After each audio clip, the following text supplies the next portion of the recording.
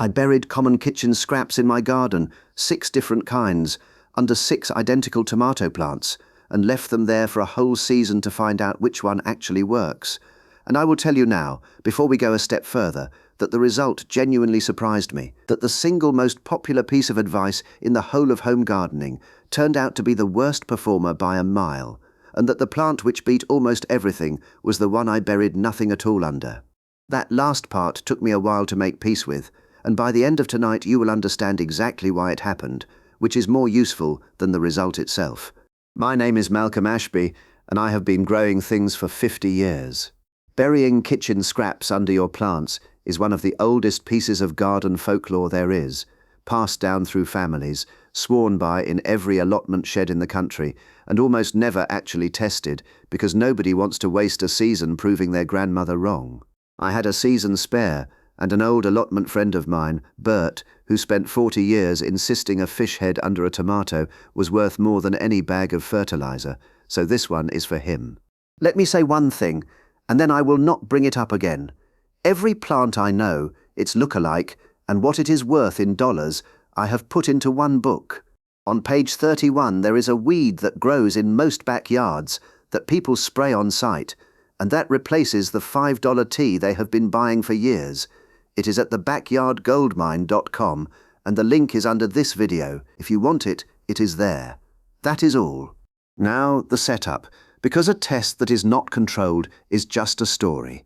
6 tomato plants, all the same variety, a plain reliable Roma, all started from seed at the same hour, in the same compost, in the same tray, and grown side by side so they were as near identical as 6 living things can be.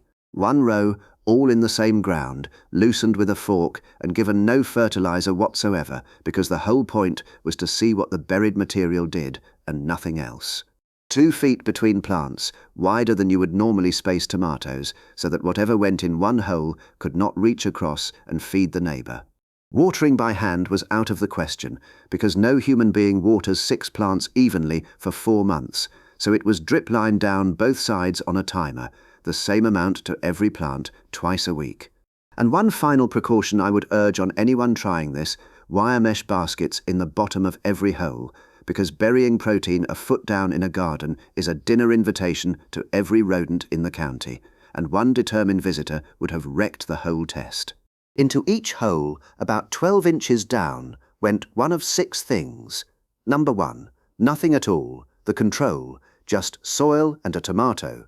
Number 2, whole eggs, a few cracked and 1 left intact to see whether it would survive. Number 3, plain kitchen scraps, the trimmings, the cabbage ends, apple cores, coffee grounds, and avocado peel. Number 4, garden scraps, weeds and clippings from around the plot. Number 5, actual cooked leftovers, a sad pot of beans and a tahini pasta dish nobody was going to eat. And number 6, the famous one, the one every old gardener swears by, whole fish heads. Then we waited. 2.5 weeks in, the first surprise. The fish plant was visibly behind, not marginally, obviously behind, a smaller, thinner, sulkier plant than everything beside it. Meanwhile, the 2 doing best were the eggs, and, to my considerable annoyance, the control, the one with nothing under it at all, both of them bushy and vigorous, and putting out flower clusters. The 3 in the middle, the leftovers, the garden weeds and the kitchen scraps, were all much of a muchness, perfectly healthy, indistinguishable from one another. By a month in, the picture had hardened. The fish plant was the runt of the row, no question. And this is where I want you to start thinking about why, because the why is the entire value of this video, and it applies to everything you ever put in your soil. Here is the thing almost nobody talks about, and it is not nitrogen, and it is not pH, it is surface area. 3 whole fish heads have almost no surface area for their mass, a hard skin of skull and scale wrapped around a lump of protein and fat, and the bacteria that break things down can only work from the outside in. So a fish head sits there for months, being slowly and aerobically dismantled, while your tomato's roots grow straight into the middle of the process. Chopped weeds and vegetable peelings, by contrast, are all tiny pieces with enormous surface area relative to their bulk, and the soil life gets through them in weeks. It is exactly the same principle that makes shredded compost break down faster than a whole cabbage on the heap. Now, a quick word before I give you the results, because this is roughly the halfway mark. Most of the people watching this channel are not subscribed. If you enjoy finding out what old and ordinary things are really worth, press subscribe. It costs you nothing, and you can always change your mind later. Right then, let us go to the end of the season and count. By 2 months, the tomatoes had fruit on nearly every plant, and a few things had changed. The cooked leftovers, the pasta and beans, had become the smallest plant overall, which I had not expected, having assumed a whole cooked meal must be full of goodness. The garden weeds had come surging back and were now one of the healthiest plants in the row.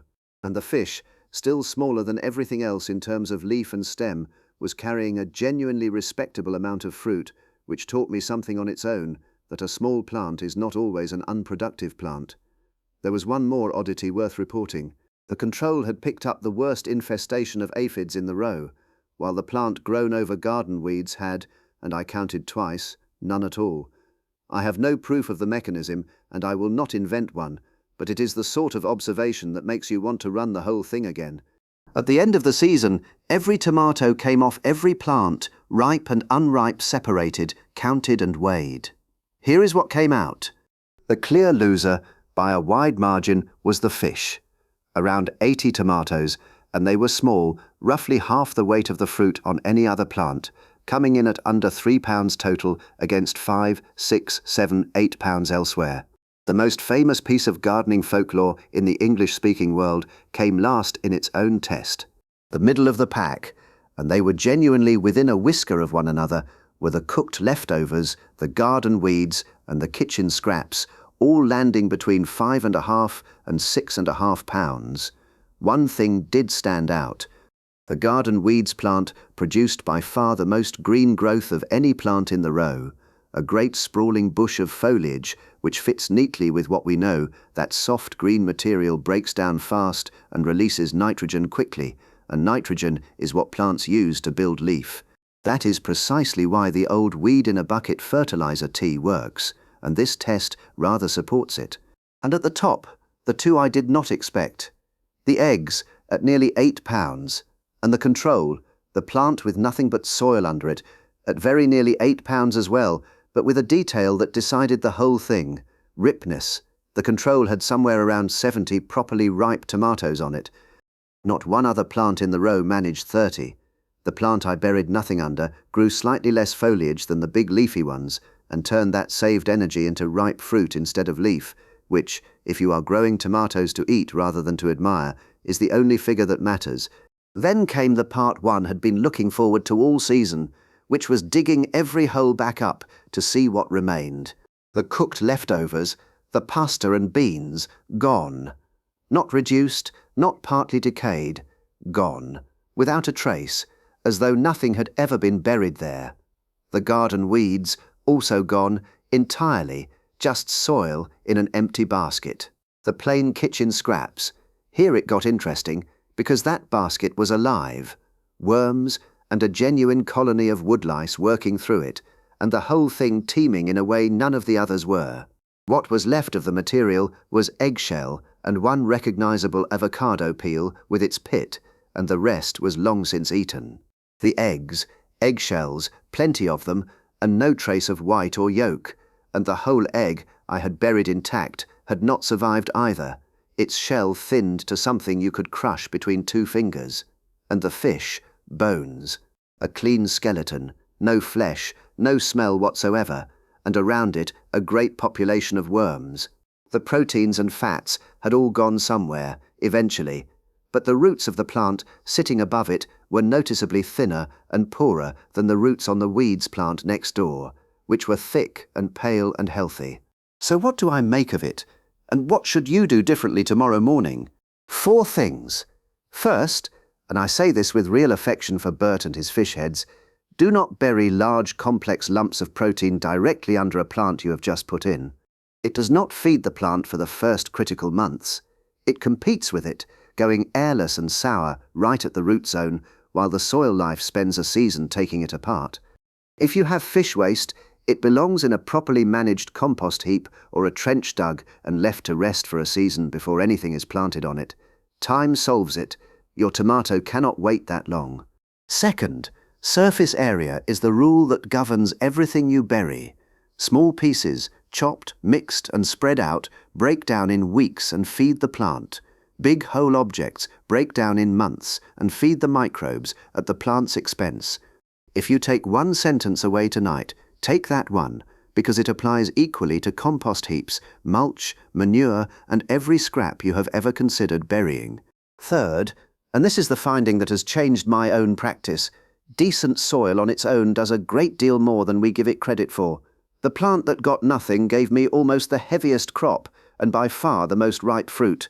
That does not mean feeding is pointless. It means dumping raw material into a hole is not feeding. It is outsourcing a job to the soil at exactly the moment your plant needs the soil's attention. Fourth, if you want the benefit of your scraps, and you should, because they are free and they are genuinely valuable, compost them first. Compost is simply kitchen scraps that have already been through this entire process somewhere else, so all the work of breaking down and going anaerobic and competing for nitrogen has happened before the material ever gets near a root. That is the whole reason compost exists, and this experiment is, in the end, an expensive and elaborate proof of it. The eggs, I will grant, did well enough that I would happily use them again, and they leave behind a good quantity of shell, which is calcium and no bad thing in a tomato bed. And the garden weeds earned their place too, for the sheer green growth and, whatever the reason, for being the one plant in the row the aphids left alone. But if you asked me, having spent a season and a fair amount of digging on the question, what I would actually do with my kitchen scraps next spring, the honest answer is the dullest one. Put them on the compost heap. Let the heap do the difficult part, and give the finished compost to your plants. Then go and grow something. Whatever you do, don't bury a whole fish head under a seedling and expect a miracle. If this settled an argument in your household, press like before you go. It truly tells me to keep making these, and subscribe if you have not. Because next time I am going to defend one specific weed that almost every gardener pulls up and throws away, one that is more nutritious than spinach and carries the same fatty acids you find in fish, and I will show you exactly how to tell it apart from the one plant it is sometimes confused with. Then tell me down in the comments, what have you buried in your garden over the years, and did it work? I read every single one, and I am particularly interested to hear from anyone whose fish heads did better than mine. Go and have a proper look in that garden. You never know. See you next time.